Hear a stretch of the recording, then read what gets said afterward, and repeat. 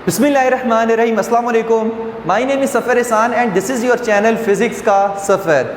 आज के लेक्चर में हम देखते हैं कि ये लैग्रांज आइडेंटिटी को हम कैसे प्रूव करते हैं, और उसमें हम क्या देख रहे हैं कि आपने प्रूव करना है कि A dot A cross B और डॉट C क्रॉस D ये किसके इक्वल होता है, A dot C into B dot D minus A dot D into B dot C। ये आपने प्रूव करना है। अभी ये जो रेड में लिखा है ना, ये भूल जाएं, ये समझे ये यहाँ पर लिखा हुआ ही नहीं है, तो सिर्फ ये जो ब्लू में लिखा है ना, ये चीज़ आप देखें। तो यहाँ पर हमने क्या करना है, हम लेफ्ट हैंड साइड लेंगे और इसको सॉल्व करके हम प्रूव करेंगे कि ये इस सारी इक्वेशन के इक्वल होती है। ओके हो गया, तो आपने ये प्रूव करना है। तो हम ये लेफ्ट हैंड साइड ले रहे हैं और वो क्या है, A क्रॉस B और डॉट C क्रॉस D। हमने ना ये लेफ्ट हैंड साइड ले रही और इससे हमने क्या ली, लेफ्ट हैंड साइड,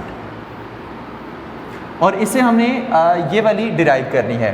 अब देखो, हमने प्रूव करना है कि ये इसके इक्वल होता है। अब आपने ना आसानी के लिए क्या करना है कि फ़र्ज़ कर लें कि ये जो A क्रॉस B है ये हमारे पास F वेक्टर के इक्वल है, क्योंकि देखो क्रॉस प्रोडक्ट का जो आंसर आता है ना, वो भी एक वेक्टर आता है। ठीक है, तो आप जो है आप क्या करो कि ये A cross B, A vector cross जो B वेक्टर है, आप इसको नाम दे लो F वेक्टर का। आप इसको क्या नाम दे लो, F वेक्टर का। ठीक है, अपनी आसानी के लिए। तो A क्रॉस B वेक्टर की जगह मैं क्या लिख रहा हूँ, F vector dot C cross D। Okay हो गया। और स्केलर ट्रिपल प्रोडक्ट में हम देख के आ चुके हैं कि इसमें dot and cross can be interchange. ठीक है, मतलब डॉट और क्रॉस जो है वो इंटरचेंज हो सकते हैं। आप डॉट की जगह क्रॉस लिख सकते हो, आप क्रॉस की जगह डॉट लिख सकते हो इस इक्वेशन के अंदर, क्योंकि ये स्केलर ट्रिपल प्रोडक्ट कहती है इसमें। तो यहाँ पर हम क्या करेंगे, डॉट की जगह क्रॉस लिख देंगे, क्रॉस की जगह डॉट लिख देंगे। तो यहाँ पर आप क्या लिखोगे, F cross C dot D। Okay हो गया, F cross C dot D vector. हमने इसको इस फॉर्म में ले आए, सही है। अब कुछ भी नहीं करना, F की जगह उसकी वैल्यू लिख देनी है। कौन सी, ये A क्रॉस B, क्योंकि हमने A क्रॉस B को हमने F कहा था। तो A क्रॉस B, ठीक है, cross C,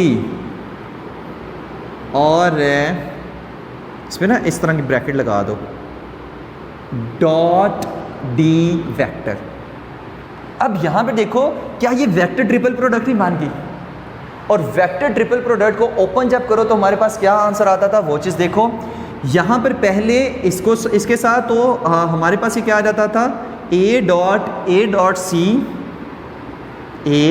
dot C into B vector, ठीक है, माइनस फिर हमारे पास क्या था, C, पहले A dot C into B, फिर हमारे पास क्या था, B dot C into A। अब कहेंगे सर ये कहाँ से आ गया, देखो इसके लिए आपको वेक्टर ट्रिपल प्रोडक्ट वाली वीडियो देखनी पड़ेगी, उसमें हम ये चीज़ प्रूव करके आ चुके हैं। ठीक है, पहले हमारे पास क्या है, हमने A डॉट C लिया, तो A dot C B vector उसी तरह बाहर, फिर हमने B डॉट C लिया और A वेक्टर हमने बाहर ले लिया। ठीक है, तो ये हमारे पास A cross B into C, A cross B और क्रॉस इसका C वेक्टर के साथ, ये हमारे पास इस चीज़ के इक्वल आता है। ये वेक्टर ट्रिपल प्रोडक्ट वाली वीडियो देखो, उसमें लास्ट में हमने ये प्रूव करके आ चुके हैं, सही है। और यहाँ पर क्या आ जाता है, इसकी पूरी ब्रैकेट के साथ डॉट D वेक्टर। ओके हो गया, क्योंकि हम ऊपर वाला प्रूफ कर रहे हैं, तो वो चीज़ देखो। यहाँ पर देखो A डॉट C है ना, A डॉट C उसी तरह लिखो, A डॉट C, और यहाँ पर B वेक्टर है, ये इसके साथ भी मल्टीप्लाई होगा और ये इसके साथ भी मल्टीप्लाई होगा, क्योंकि ये ब्रैकेट के बाहर आ रहा है। तो यहाँ पर B है, यहाँ पर D है, तो B dot D vector. Okay हो गया, माइनस जब हम करेंगे तो A को D से करो तो A डॉट D वेक्टर, ना A vector dot D vector, dot product है ना, और B डॉट C उसी तरह, B डॉट C उसी तरह। ठीक है, तो हमारे पास यही तो हम प्रूव कर रहे थे कि A cross B dot C cross D किसके इक्वल होता है, A dot C B dot D, A dot C B dot D minus A dot D B dot C, A dot D B dot C. यही तो हम prove कर रहे थे।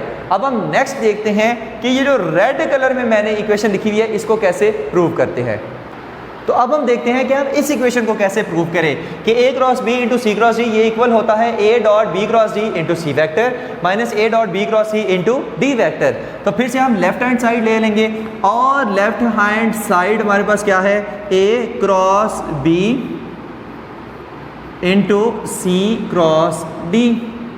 अच्छा फिर से हम क्या ले लेते हैं, ए क्रॉस बी को हम अपनी आसानी के लिए ना एफ के इक्वल अभी हम कर रहे हैं, ठीक है।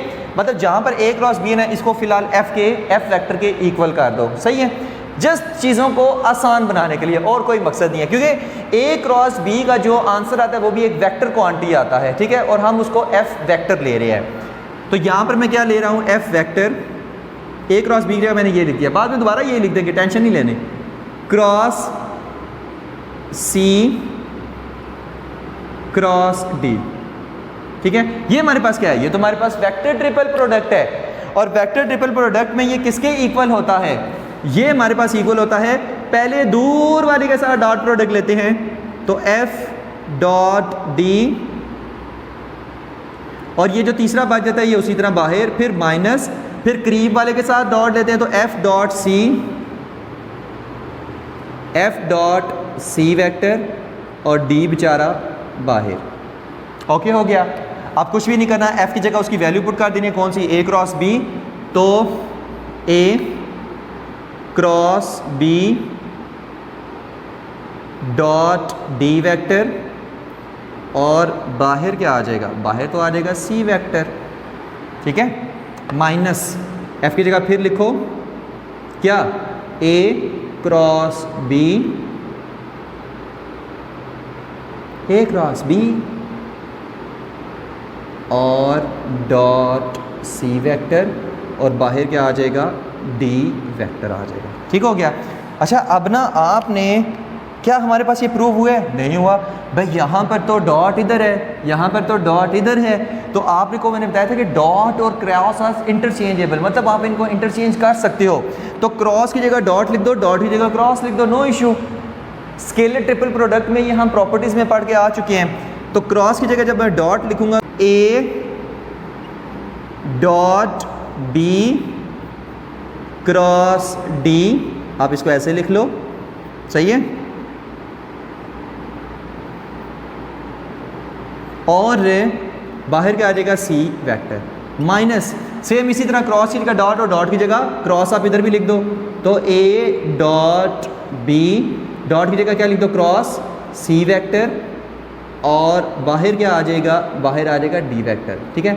हैंस प्रूव्ड, यही तो हम प्रूव कर रहे थे, यही तो हम प्रूव कर रहे थे। देखो यहाँ पर क्या आया था, A cross B cross C cross D, ये हमारे पास किसके इक्वल आ रहा था, A dot B cross D, A dot B cross D into C vector, minus A dot B cross C, A dot B cross C into D vector, इसी के equal तो आ रहा था। तो यही चीज़ हमने क्या करनी थी, आज के लेक्चर में प्रूव करनी थी। तो होप्स हो कि आज का लेक्चर भी आपको समझ आ गया होगा। थैंक यू वेरी मच, अल्लाह हाफिज़।